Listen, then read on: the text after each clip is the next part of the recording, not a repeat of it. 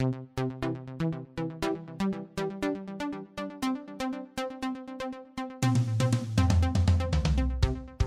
to the FNO InsurTech Podcast, a place where movers and shakers from all points within the insurance ecosystem gather and discuss all things InsurTech. We talk about how technology and innovation are affecting and driving change in the industry. Here are your hosts, Lee Boyd and Rob Beller. Hey, podcast world. Welcome to another incredible, remarkable, unbelievable, interesting, and truth-telling episode of FNO InsurTech. He's Lee Boyd. Hi, everybody. Decided to come back and be on an episode again. Welcome back, Lee. Well, you also came back. You just came back a little bit sooner, but this is one of the first episodes that we've been on together in a while. No, I've been back, sir. Well, I mean, relative, right? You did a nice job in my absence. So did you. I listened to the last one. I listened to, who was it, Andy? I think Andy I listened Lerner. To that one. It was a great conversation. What a great guy. Oh my gosh. Yeah, that was and he had the nicest things to say about the podcast. Yeah, he did. Mm-hmm. He did. Thank you, Andy. Yeah. Sometimes Lee and I scratch our heads. Why do we do this? Yeah, what's it all for? What's it all for? What I mean, is this just something that for us? Yeah. And then Andy comes along and tells us, no, it's more than that. It's value add. Yeah. Just think about it, Rob. 5 years. We're coming to the end of another year of podcasts. We have been documenting the world of InsurTech for 5 years. Yeah, that's pretty amazing. Yeah, it's a lot of... It's interesting. And it's funny that you say that because I recently listened to part of an episode that was super old with a guest that we were thrilled to have on. Mm-hmm. Thrilled. From a company that is hardly in business anymore. Oh, really? Yes, and that guest is no longer there, or even in the InsurTech business. And so, how weird is that? It goes to show you how much things have changed. We've seen ups and downs, hills and valleys, and we're certainly in a different time today than we were then. Well, think about it. We read the news last night about Betterview and Nearmap, and we've had representatives from both those companies on the podcast, and we thought, we documented them individually, and now they're coming together. Nearmap just acquired Betterview. If I read that correct, I believe that's the case. Pretty exciting stuff. You know what we say? Congratulations to David and David. Yes, congratulations. The co-founders at Betterview. They'll be on the podcast real soon, and we're thrilled to have them. But I want to get back to Andy Lerner. Please. One of the most successful, bright people in the venture market, in the InsurTech space. Mm-hmm. And one of the companies that is in their portfolio? Why don't you tell me? Clearcover. Oh, why do you bring that up? It's a random thing to bring up. It's funny that I bring that up, isn't it? Isn't it, though? It turns out that today we have the CEO of Clearcover with us. Once again. Kyle Nakatsuji is here for a second go-round. And it's a great episode. It is not a normal episode like we normally do. We normally open the episode. We say, hey, welcome to the show. Tell us all about your company. Well, we did that in episode 1. So if you want a real deep look at Clearcover and what it is, you've got to listen. I think it's episode 210. Kyle talks all about Clearcover, what they're doing on the sales and the claims and all that. Today's conversation is a deeper look at Kyle himself, kind of what motivates him, some past stories, a look behind the curtain. We're going to look at the changes that he's had to go through in the past 18 months with a little bit of changes going on. And it's a really in-depth conversation. I thought it was a delight. He's an open book, allows us to ask whatever we want to, and it's a great listen. Kyle is super insightful and a deep thinker. And it's cool when we have somebody like that on who can share very advanced insights into the marketplace and into the world of InsurTech. And today he shares with us things that Clearcover is dealing with, has dealt with, and will deal with coming in the future. And also why. A lot of the why. And so it's our privilege to have him with us. So what do you say we get to that interview? I say we jump in. It's a great interview. Hang on, everybody. Buckle your seatbelts. Get the popcorn. Get ready. Are you ready? I think you have a little more to say. I'm ready. Get the popcorn? Get the popcorn. Well, everybody sits there. They're all at home, evening, nothing to do. They get their popcorn. They pop on the podcast. Okay. Isn't that when people listen? Okay. Yeah, absolutely. So without further ado, here is our interview number 2 with Kyle Nakatsuji, CEO at Clearcover. Hey, everybody. We're here with a two-timer, second-timer. Second-timer. Two-timer sounds rough. It does, doesn't it? I heard that on the last podcast. I thought we should probably stop saying that. I'm going to let you introduce yourself. I never do this. We never do this. Go ahead. Rob, Lee, it's an honor to be back here as a two-timer or a second-timer. I suppose it depends on how it goes. But I'm Kyle Nakatsuji, co-founder and CEO of a company called Clearcover and proud second-time guest of the podcast. Well, thank you. That You only have 3 more visits that you have to do to our podcast until you can get the 5-timer F&O InsurTech smoking jacket. That's right. Which still on back order, but still on back order. So we're hoping it'll come in soon. There are a few. One of our 5-timers, Caitlin Johnson. I do. And I, as much as I would like the smoking jacket, before we jumped on, I asked you about your audience. And what I remember from that conversation is you said, Rob and Lee, neither of your wives have ever listened to the podcast. So that's my new goal. The smoking jacket can wait. I want to make it interesting enough that your wives want to listen. Hey, I like that. Well, they would love that. We have to get off InsurTech and insurance immediately. That's no problem. Yeah, we'd have to do that, and we'd have to get Travis and Jason Kelsey on because that's the only podcast my wife will listen to now. We can go there. There's The Bachelor with like the older gentleman now. Like, you tell me where we got to go, and we'll wherever we got to go, we'll go. And in my case, we could either talk about anything to do with cats, or true crime.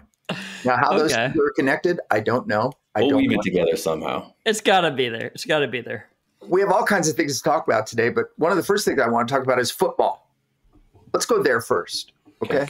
Now, the intrepid F&O InsurTech research team has uncovered the fact that you were a football player for many years.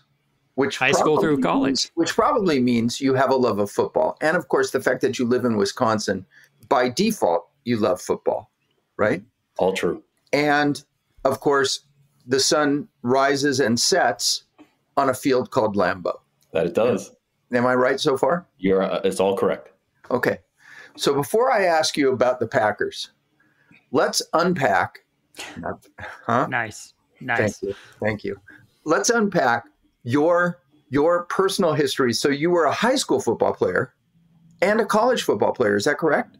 I was, yeah. Where did you play football? This is I didn't know you were going to go here. This is probably a more fun story than insurance. So I'll tell you what it does. We're trying to get our wives to listen to this. Yeah, we got to try something. I see it coming together now. So I grew up in Milwaukee, Wisconsin. I played at a school not far from where I am now called West Dallas Nathan Hale. I was a running back, and my sophomore year they put me up on varsity. Somebody got hurt or something, and they put me in at the end of a game because sophomores didn't play varsity that much. And the first time they gave me the ball, I went 80 yards for a touchdown. So it was complete luck, but it was like everyone was like, "Oh, okay, this is a thing." Yeah. And so I played the rest of that year, and I like showed enough promise that people were kind of excited about where my career might go. And then that between that season in my junior year, I blew out my ACL playing basketball. Oh, ouch. And not even on the football field. No, playing basketball. But I rehabbed it, came back, and my junior year was okay. I mean, it takes a while to come back from one of those. And so I was okay, but not great my junior year, but started to sort of feel a lot better and stronger between my junior and senior year. Coming into my senior year was, getting recruited enough and like feeling good about the trajectory of my football career. And then we played up at not Lambeau, but Camp Randall, where the Badgers play, our first game of my senior season. Wow. In the first play of that first game, they handed me the ball. Big stage, big, beautiful stadium, but everybody was there. Very exciting. First play of the first game, they hand me the ball. I go 40 yards down the field. Somebody dives at me from behind, and I blow my knee out again. Same knee, second time, first play of my senior year. So first of all, in that game, we didn't actually know what happened, and I could still get around a little bit. So I finished the game. And by the end of the game, I could kind of tell, like, okay, something's not right here. It's just not holding together properly. Yeah, it bit the wrong way. It was not good. And they took me to the doctor the next day, and the doctor said it's too swollen to do a test to see if you've torn your ACL. So we're going to draw the fluid out. And if the fluid is clear, it's a sprain. And if the fluid is like pink, something tore because it's bleeding. So you take this needle that is 9 inches long, looks like it goes, belongs in a horse barn. Mm. And they stick it in your knee, and he starts to draw it out, and it's like Santa's suit red. Oh gosh. Gross. Terrible. So you're senior devastated. That's like season's over, right? Except I wasn't, let's look back to entrepreneurship, I promise. I wasn't willing to give up on my teammates or the season. So I had them fit me for a brace, and I played the rest of that year on that torn ACL. So I played about every other game because it took about a game in between to get everything back in order. But I played every other game that year, and then I had surgery. As a running back? As a running back, yeah. Wow. Okay, so let's just have to pause right here to tell the audience, okay, now we've established that you're insane. So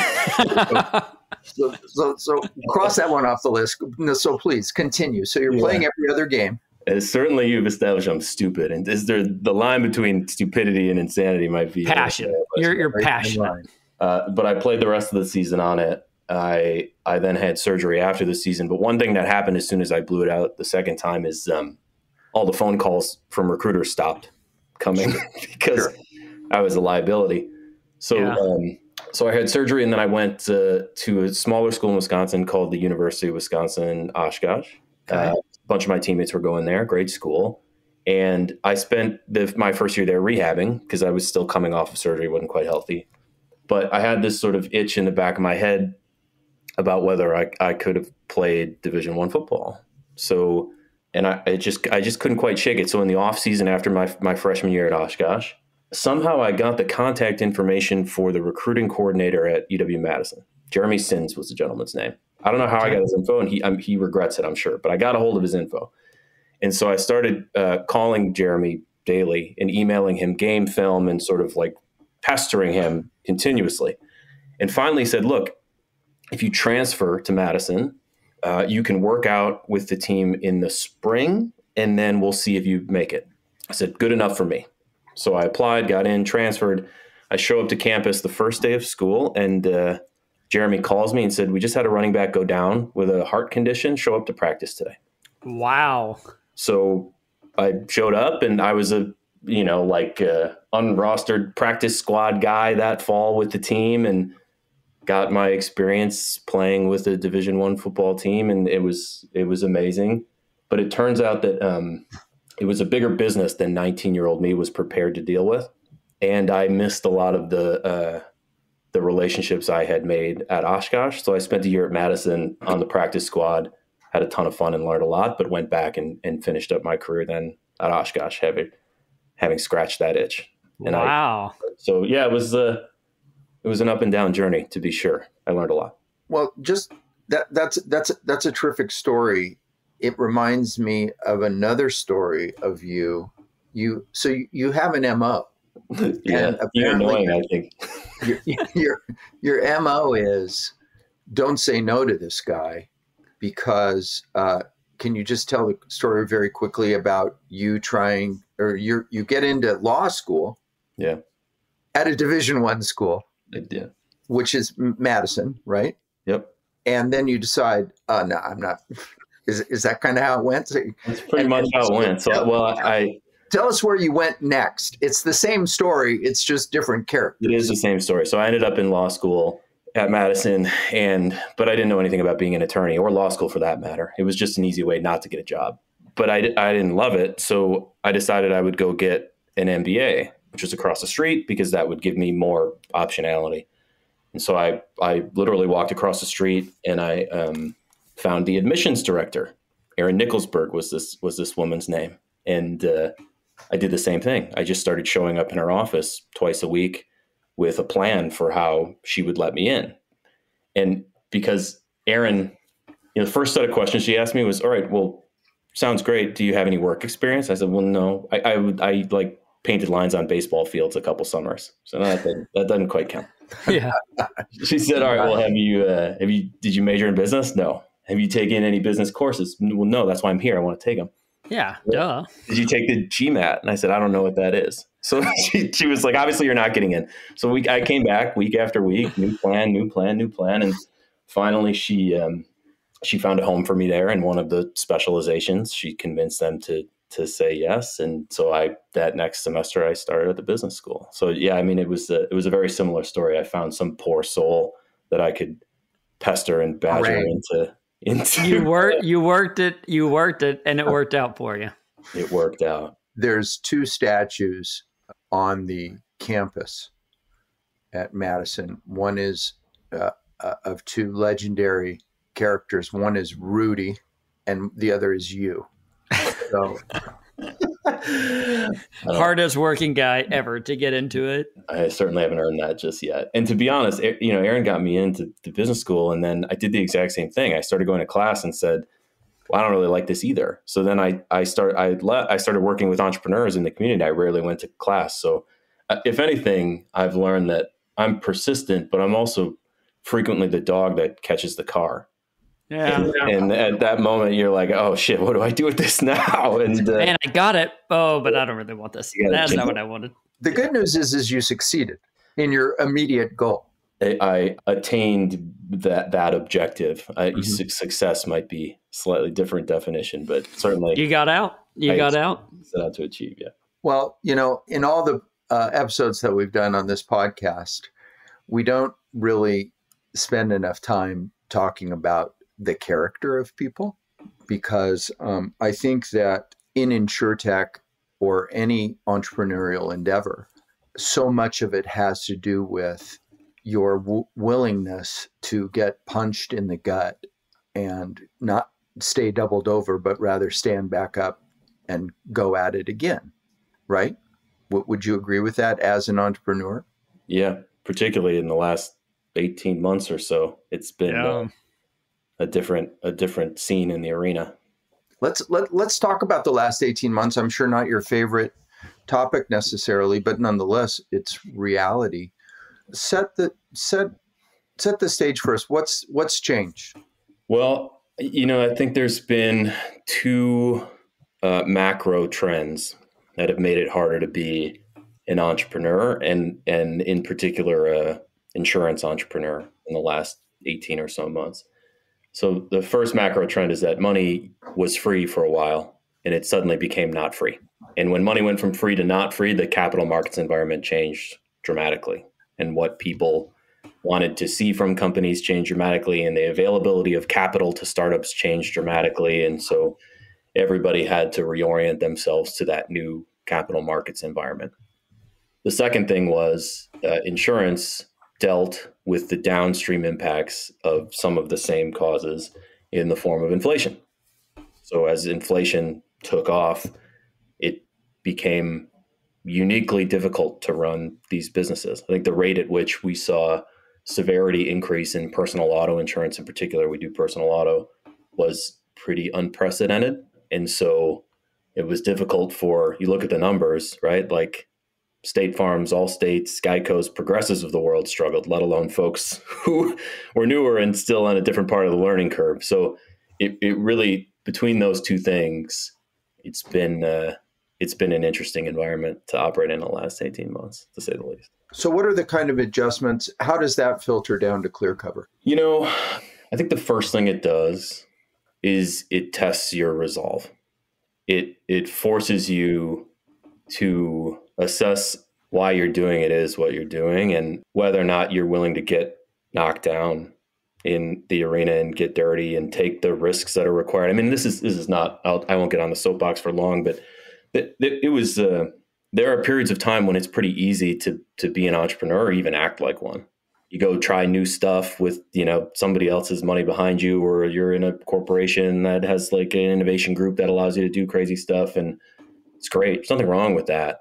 But that is much different than, being in an environment like this and knowing that there are very real and serious consequences to the risks you take as a business owner, as someone who runs a business. Right. And, it's no secret. We put some press out in October. We had to do a reduction in force. We had to shrink the size of our organization because, simply put, we just weren't going to grow as fast as we thought we were going to grow because the capital markets environment was tricky and because the inflation environment was tricky. And those are hard things. They test your resolve, and they're not something anybody wants to be a part of. But it turns out, if you look back at history, they're almost always something that every company that makes it through cycles and makes a lasting impact on industry has to figure out at some point. So yeah, we've had to make some adjustments in terms of our mindset, and then we've also had to make some hard operational decisions, but we're better for it. We have learned, we've adapted. I have regret for the folks who were impacted by the risks we took and the decisions that we had to make after those risks were taken. But we as a company will be better for have gone through the fight. That it's something that will make us stronger. I guarantee it. And so we're just going to keep pushing and hopefully it all turns out. Do you find that the investors are asking a lot more questions during these times than they were when there was more ample money out there? Is a lot more of your day having to answer questions and project and think? Has that changed at all? I don't think they ask more or less questions. They ask different questions. It's an interesting place we're all in right now because what happened is this is shorthand. There's obviously more to it than this, but in the era of free money, all anybody really cared about was how fast you could grow. How fast can you grow? How big can you get? Right? Because money was there, so just spend the money to grow. Achieve scale as fast as you can. Or at least look like you're doing it. Because if you look like you're doing it, then you can raise more money so you can actually keep doing it. But the question was all around how and how quickly you can go. And of course, I mean, nobody says like grow in like the rest of your business can be complete trash. That's not exactly how it works. Right. But they're much less focused on what's going on underneath the growth. That's just how it worked. And for a lot of folks that worked out because they raised lots of money and somebody else marked them up. And so fine. And then the market got tough and everybody turned on a dime. And it went from asking how fast you can grow to saying how fast can you be profitable. And that's fair. That's like a should have been a pretty predictable response. Yeah. What was going on in the market. And different companies have different abilities to slow down and speed up and be profitable or not. If you were unprofitable because you were investing in growth, but the underlying business was profitable, pretty easy to turn that around. If you were unprofitable because you were trying to reach scale that allowed you to be profitable, then it's pretty hard to grow your way into profitability by not growing. So it was, everybody had a different challenge in front of them, but it was clear the market's message was like profitability. That's all that matters. And it turns out that just like with anything, both of those answers are probably wrong. They're both too myopic. All right, like there's just you have to. There's this great quote in some fiction book I read, but you have to like sort of condense facts from the vapor of nuance, which is to say that like there's you have to make real life decisions, but there's gray areas to draw from. So in this case, now where we're at is the folks who are going to be really successful 3, 4, 5 years from now, when the market turns around and we inevitably go back to a time where like things are a little bit more easygoing and growth is more interesting. are going to be the folks who took risks today. And the folks who said, look, like it's a natural reaction to want to slam on the brakes when things are scary. Yeah. But that's actually the time when you need to invest in doing things that are smart, but still allow you to grow. That is the point at which you can make courageous and bold decisions about growing your business that other people will not make. If you thought you were being courageous and bold by spending money on growth when everybody was doing it, you are dead wrong. Everybody was doing that shit. If you are making courageous and bold decisions about the future growth of your business and investing in the future of your business today, when everybody wants to sit on their hands and be quiet and try and get to profitability, those are the folks who I think will see dividends paid off for them down the line. Do you consider Clearcover in that camp? I sure hope so. I think there's been time. I mean, we're subject to it just like everybody else, right? Our initial reaction to the gut punch of the market was the same as everybody else's. It was just like, slow down, slow down, slow down. We got to find a way. Right. And we needed a better balance. I think what that did, if anything, is it sort of drew us back towards like a different part of that risk spectrum of go as fast as you can, go as slow as you can. So we pulled back on the reins, as you suggest. But I think what a lesson for me from this year is that you can take that too far as well. And I think what we've been focused on now is finding ways to still be bold and still be courageous and still take the risk that is required to build something great in an environment where it's a little harder thing to do than it used to be. You know, that's awesome. I was just talking to somebody whose name I can't say, but who I have tremendous respect for as a business person, who is just kind of making the same point today, that in the toughest times, he was talking about growth, at the toughest times is when you need to expand. I mean, as human beings, that's why there's a brake pedal, right? Oh no, this is frightening, foot on the brake. And it's fairly bold to not get caught up in that. Very bold, I agree. The thing you have to accept is we do, and this other person will as well, is when you make that choice, you might be wrong. There is a chance that you're wrong, and you should have been conservative when you weren't. And those are the choices that are required, I think, to build something great through cycles. But you just have to accept that it might not work out, and not everybody's willing to do that. Yeah. So what are some of the cool things that are coming out of this time strategically for you? So in a world where growth was easier, there was less reason to be creative about how you grew. It was just there. You could just find ways to go and invest in growth and marketing and get policyholders. In a world where you have to, be more creative, then you get to do some cool stuff. So for example, we have been leaning into this idea of embedded insurance, which everybody likes to talk about, but certainly the reasons people like that is that it's a great customer experience. And if you do it right, it should be an efficient source of finding customers. Because you're right. We could talk as much as you want about it, but the model itself is intended to find ways to lower your acquisition costs and at the same time find customers. And so we launched a partnership with Experian using our Bind API. We launched a platform we call Choice, which is our brokerage solution, which includes Clearcover as a bindable product. Good Cover was the company that was our first partner on that. We got a couple more in the pipeline. So we could talk more about it, but certainly it's given us reason to double down on being creative on ways to find customers that it's efficient. And same with the operation of the business. And it gives you reason to not that you wouldn't do this anyways, but more reason to look at every penny. There's this great story about Jeff Bezos, and it's one of my favorite Jeff stories. Jeff, well-known, cost-conscious entrepreneur, and he was touring one of their offices, and he noticed that the vending machines had light bulbs in them. And Jeff said, "Take all of those out. There's plenty of light outside. You don't need a light bulb in the vending machine to see what's in it." And an environment like this gives you every reason to find all of those light bulbs in your business.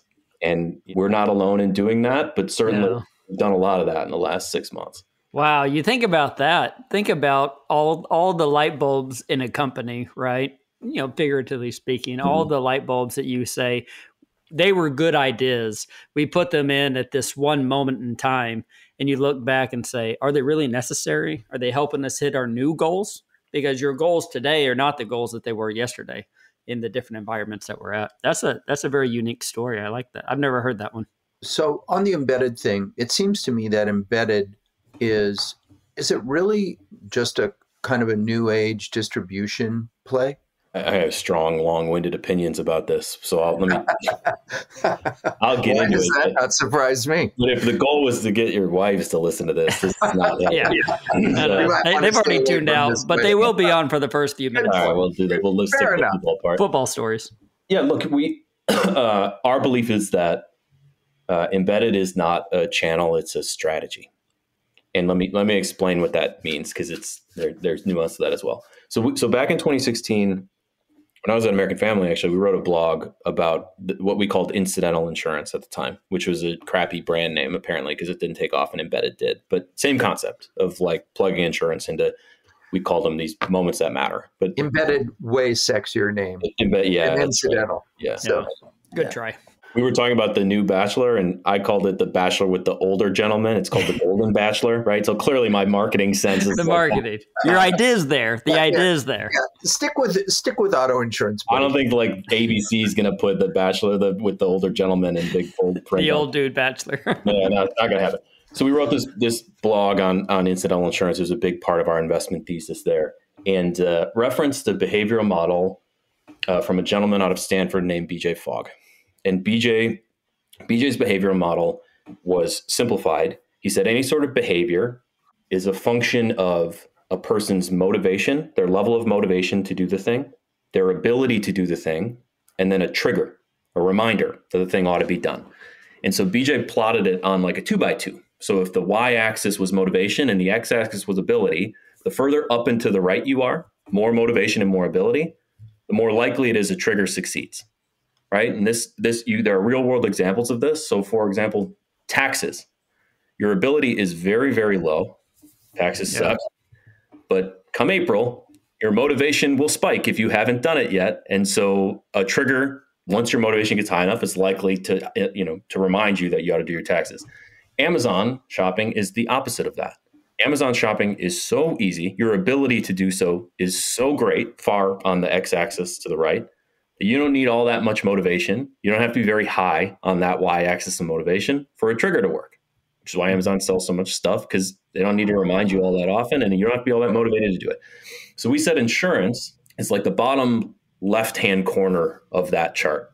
You're not all that motivated to do it, and your ability is not all that good either, right? It's complicated, it's opaque, it's so the idea behind incidental at the time and embedded today is to take where insurance sits on that XY axis and move it up and to the right. How do we increase somebody's motivation and their ability such that we have to remind them less often, or the triggers are more effective? Because less often triggering or more effective triggering just translates into lower marketing costs. And so this was the basic framework, was this like behavioral study from Stanford out of BJ Fogg, but it was wrong. I was wrong about it back in 2016. Okay. Because we made the same assumption that I think a lot of people are making today, which is that you can improve ability and motivation just by making the product easier to buy. So if I just build technology and I integrate it in a certain place, I'm going to move people up and to the right on that chart. And so I will have succeeded. And that didn't work. That's why embedded didn't really take off between 2016 and 2023, because simply doing the integrations with technology wasn't enough. Right. Just because it's on your website doesn't solve the problem. The integration in and of itself was not enough to move the box and motivation and ability. We thought it might be. It wasn't. What was needed to move the box is increasing the customer's confidence. And we talked about this last time I was on the show. We at Clearcover, we have this thing called the customer confidence loop. We believe that, every customer shops based on confidence, and that confidence is a function of four things: transparency, convenience, affordability, and value. Those are the four things they use to judge how confident they are in the purchase decision that they make. And so the reason we think embedded is a strategy is that what you should be doing is thinking about how you deliver those four things in some other channel or in some unique way or integrated into someone else's product, app, or experience, because that's what's going to move the box up and to the right.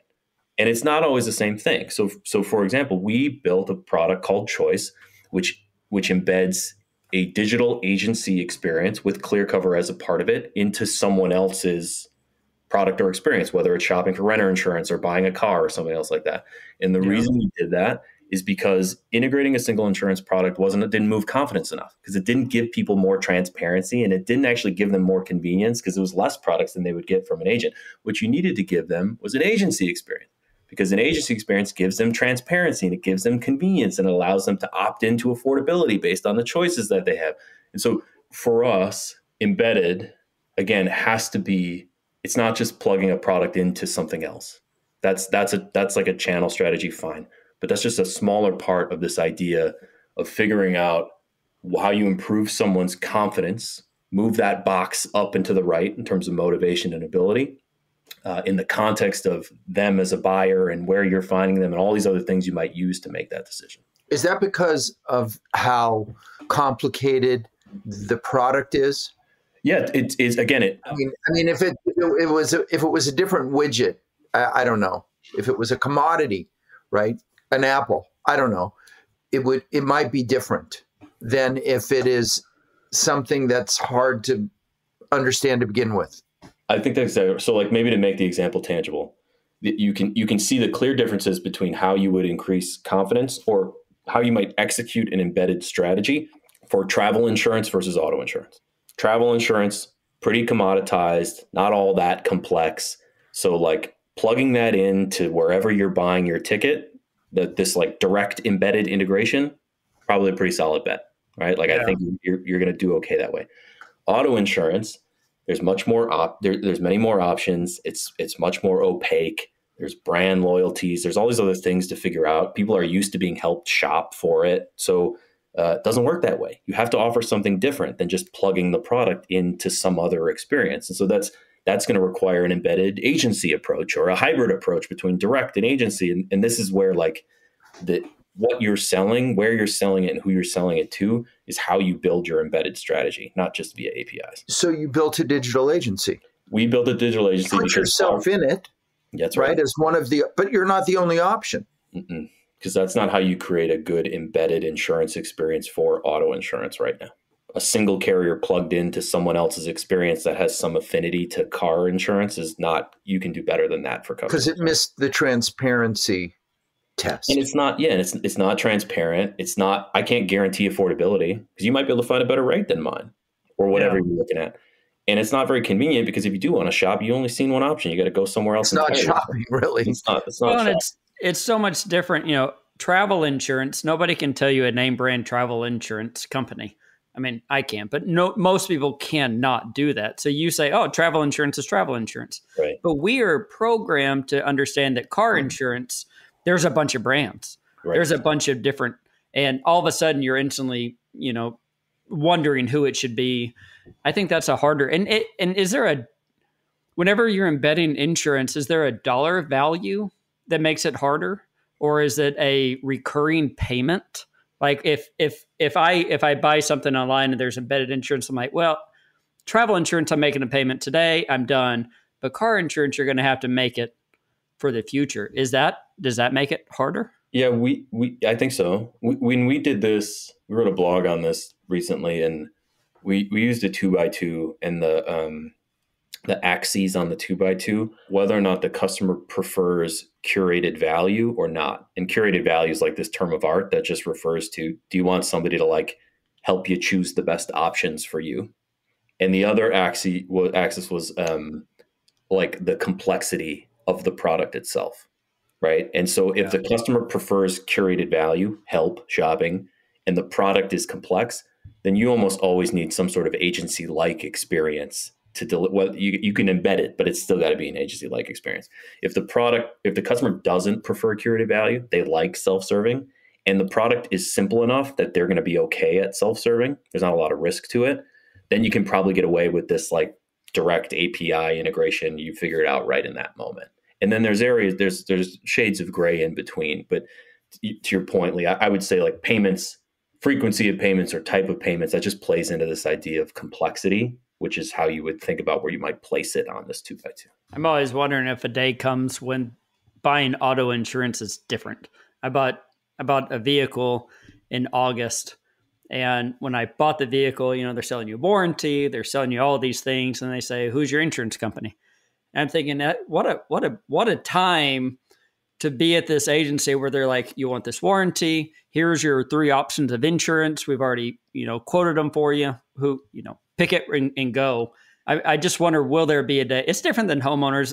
Maybe they could do that at a mortgage closing. I don't know. But we've changed the way claims is done for auto, right? We're changing that fundamental claims handling and automating it. I would imagine the buy process could be changed too. What do you think? Yeah, without question. Elon Musk was on TV a week ago with a very, interview with lots of moving pieces to it. But one of the things he said was he thinks that basically AGI is less than 3 years away. Thinks there'll be a computer that's smarter than the smartest human at most things within 3 years. And maybe that's aggressive, but he's a pretty smart guy. He's figured out a bunch of stuff before. And so he's tapped in. If you presume computers will be smarter than humans at most things in 3 to 5 years, you'd be crazy not to think that the way you're going to buy auto insurance isn't going to also change. It's got to change. Yeah.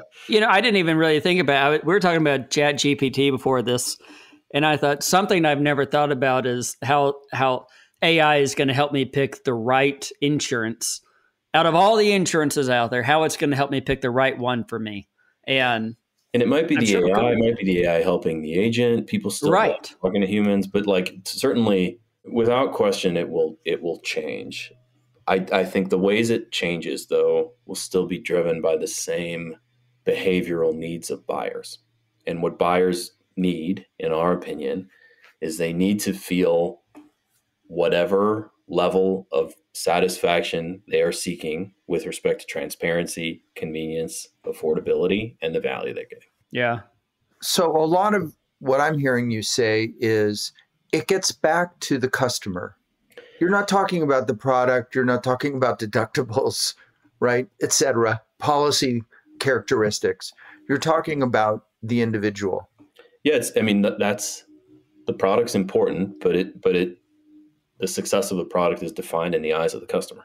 So we start with them, and it's Clearcover has been it's been an interesting business to pitch because there's not a magic bullet. I think last time I was on, I had the same book sitting next to me, The Farmer from Merna, which is the self-commissioned book by State Farm. Yeah. Yes. There's this great line in it where they talk about how State Farm, when you looked at it back when it got started, there wasn't a ton of uniqueness in the strategy. They said you couldn't pick out one thing the business did that was wildly different or had never been attempted before. It was the way that they sort of did all of those things and put them together. And part of how I think about Clearcover is if you think about the way an insurance organization works as a schematic, and you took that schematic and you just expanded it, you just blew it up and you looked at every individual component of that schematic, and then you reevaluated how that thing worked with respect to how you can use technology, how you can lower costs, and how you can improve customer experiences. And you did that piece by piece of that entire schematic, and then you just put it back together. You would end up with a much more efficient machine. And that's very much how we've thought about building this business. It's not like one magic bullet thing that's sexy and you can pitch to VCs in an easy way. It's this notion of pulling apart the schematic and looking at every individual component of the machine, trying to drive down costs and improve customer experiences by using technology, and then putting it back together. I think that that this exercise in embedded, this exercise, how we think about claims, it's all part and parcel of that same approach, which is taking every piece and trying to think about it from a customer-centric lens and how you can use technology to drive down costs. I want to ask you about claims in the little bit of time that we have left, because one of the things I noticed in our research about your company is you mention claims a lot, and which in and of itself is not remarkable, but when you compare it to, I would say, industry information that's out there, it's way more. And number one, why is that? And number two, just what's your philosophy there? What are you doing different than that makes it so prominent in your thinking? Other than, of course, it's expensive. It's expensive. There's a lot of things. I mean, one, it is a very pivotal moment in the customer's journey with your company. So certainly from a customer-centric lens, claims is very, very critical. It's a moment of truth in terms of the promises we've made.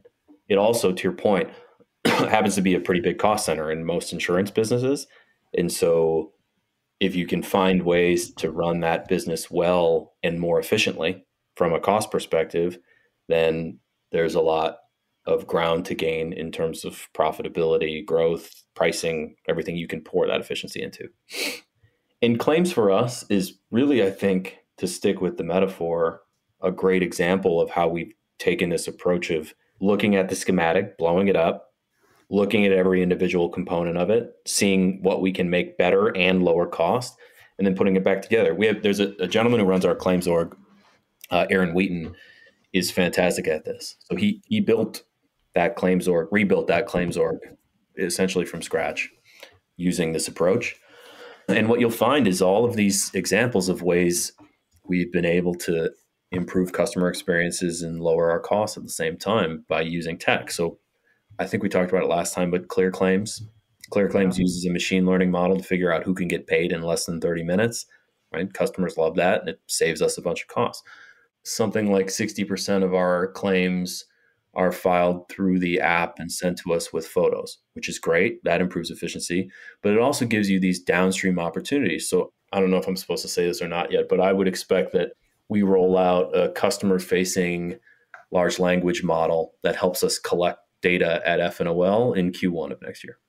Wow. And again, that nobody's doing that, but you can do that stuff if you have the right underlying foundation and you're willing to look at every piece of your business and take some risks in terms of how you build the company or go to market or how the pieces fit together. So yeah, I'm incredibly proud of what Aaron and the team have built over there. It is working quite well. And our loss adjustment expenses are 30% lower than the industry average. That's big. That's gigantic. I mean, in a business where if you can save a couple of points, it's a bunch of money. So not all that big yet, but it'll be real big. And I was going to ask you, is scale important in running a claims org in the auto business, in the auto insurance business? Like, do the State Farms and Nationwides and so forth of the world have an inherent advantage by their size over a Clearcover? The numbers we're putting up would not indicate that they have some inherent advantage because our costs are a lot lower. I mean, certainly there are benefits to scale in any part of the organization. Whatever, like your people don't use ALA and ULA anymore, but like whatever your ULA would be could get spread out across more folks and more claims. So I think there are some like economies of scale, yes, but the claims efficiencies are gained on a unit basis, right? So how you go and handle a claim and whether or not that claim downloads an app and submits the photos to you digitally, and you're able to process those photos digitally and efficiently. And if you have follow-up questions, you can do so in an automated way without having to make a phone call, and how quickly then you can deal with the data and shrink cycle time and how you interact with the shops and how you pay like all of that comes together on a unit basis to drive claims efficiency. And I don't think being big has given those folks an advantage over us in that regard. And I want to ask you one last question. That's about bundling. So it's interesting to me that, and I don't recall the name of the rental company that you're embedded with. Good Cover. So that kind of presents a bundled opportunity for the consumer. And, many of us have been trained that bundling is good. And so do you think, because you're an auto insurance provider, is bundling good? Is it important? I would think that if nothing else from a customer standpoint, it's a convenience, right? But how do you deal with that as a monoline carrier? So Rob, you hit it on the head when you said convenience. So bundling is a heuristic for however we achieve those four things that actually end up mattering to the customer. transparency, convenience, affordability, and value, right? So why do people bundle? Well, you get a discount if you bundle. That hits affordability. You got to buy the product anyways. If I can buy it in one place, that makes my life more convenient, right? So it's simply a heuristic to hit those four things. What we had to ask ourselves is it the only way to do it? Or at least is it a way that is it so impactful with respect to those four things? We have to invest in being able to bundle whatever products are required. And what we found is, at least for the time being, we do not, because the agents are quite good at delivering on those four things without us having to bundle our own property product with our auto product, right? Mm-hmm. They can synthetically manufacture a bundle for us. We can find a way to create a discount for customers when they buy from another carrier and create that bundle. We understand the risk because they're going to buy homeowners from somebody anyway. So like we've found ways to date to deliver on those four things without having to actually create the bundle. Now, someday that might change, but for the time being, we don't need that particular heuristic to deliver on the four things we think are going to deliver customer value. Cool. I ask because, and I might have said this to you last time, my annual renewal is coming up. I'm in California, and it's kind of remarkable what's happened to insurance premiums in the last 18 months. Yeah. I'm a homeowner and a car owner. And California makes it pretty. And I'm in California, right? Yeah. And I'm clearly nuts, right? So all of those are my four things. I think, particularly as a Californian, because the market is in a tricky spot, on the complexity spectrum, you're going to be higher than somebody in a state where the insurance market is in a simpler place. So it probably is even more reason to get some curated value in your life and go get some advice from somebody who can help you pick and choose who's in the market and who can get put together and how you find the right combination of convenience and value and affordability and knowing that you got the right thing. Right. I mean, to me, it doesn't intimidate me as somebody who works in the industry to have, different brands providing different parts of my insurance umbrella. That doesn't bother me at all. But, other people might not be so inclined. That said, I think that value is a really critical part of, what you said, particularly as prices continue to rise, far beyond the pace of just the general cost of living. Mm-hmm. Yeah, it's been a tricky market for everyone to navigate, including the consumer, right? Because prices have gone up. They go up in some places more than others. Some companies are raising them more than others. And so even more reason to take it, as it sounds like you're doing, a critical look at what your needs are and how you serve them in a way that makes you feel confident. So last question, back to football. Okay. And we're going back to football so we can tell our wives they have to listen to the whole episode. The entire thing. The whole thing. Yes. And that is, we brought up, before we got online, before we started recording, we asked you about Aaron Rodgers. And let's get the KN viewpoint on the Aaron Rodgers trade or whatever it was, leaving, and the Packers today. And here's your chance. Go ahead. The microphone's all yours. Yeah, I probably should. The old adage is never miss a good opportunity to keep your mouth shut. I'll try anyways here. Aaron Rodgers, as a Packers fan, we owe him a lot. He was tremendously successful, elite quarterback for many, many years. At some point, the organization has to move on from a quarterback like that. It's always a little bit messy. I think this one could have been messier. And so I'm in the camp of grateful for the services he provided to the organization over a very long period of time, but happy that the organization has moved on and is starting to work on whatever the future looks like. Sorry, Aaron. No, I think that's a great answer. I'd vote for you. Yeah, I'm not particularly good at keeping my foot out of my mouth. So if I manage that time, it might be rare. Are you kidding? That's why we wanted you back on the podcast. Yeah, that's why I keep getting these invites. I know. The headline on social is going to say, listen to Kyle say this about that. Random InsurTech guy thinks Aaron Rodgers was right to move on. If he shows up at your front door, let me know. Well, I was hoping to break the news here that you were going to be the next experienced bachelor or whatever it is. But that's the golden bachelor. Is that true, Rob? That's what I just heard. Unless my wife has told you something that she has not told me. Now we got to listen. She has told me things that I could extrapolate that from. But like with someone else had you, things like that. Have you ever thought about having a different wife? Things like that. We're kind of a hint, but no. I'm golden, but no bachelor. Fair enough. I'll buy that. Thank God. Thank goodness gracious. And neither are you, my friend. And let's keep it that way. Amen. Someone has to keep you in line. That's right. And off the football field, because I could see you getting a crazy idea in your head.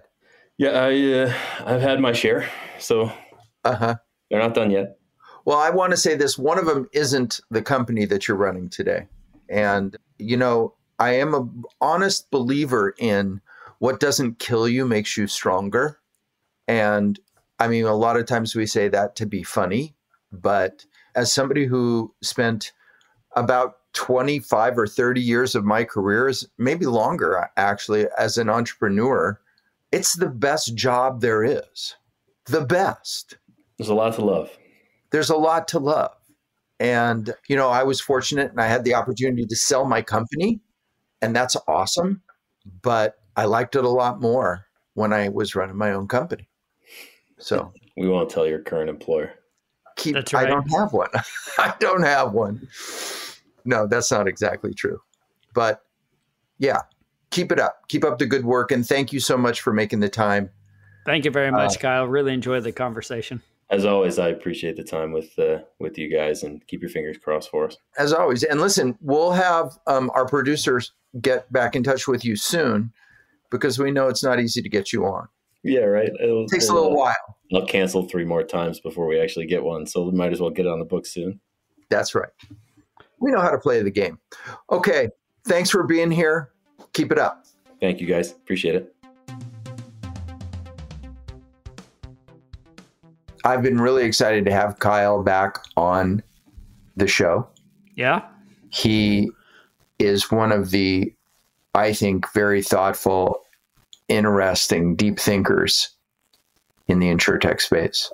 I think he's a fantastic person to be on, because he's been in multiple areas of the insurtech space, right? His past time at AmFam Ventures, an entrepreneur. In fact, I was walking down the hall with somebody at ITC, and they knew Kyle. Like, people know Kyle. They know of him.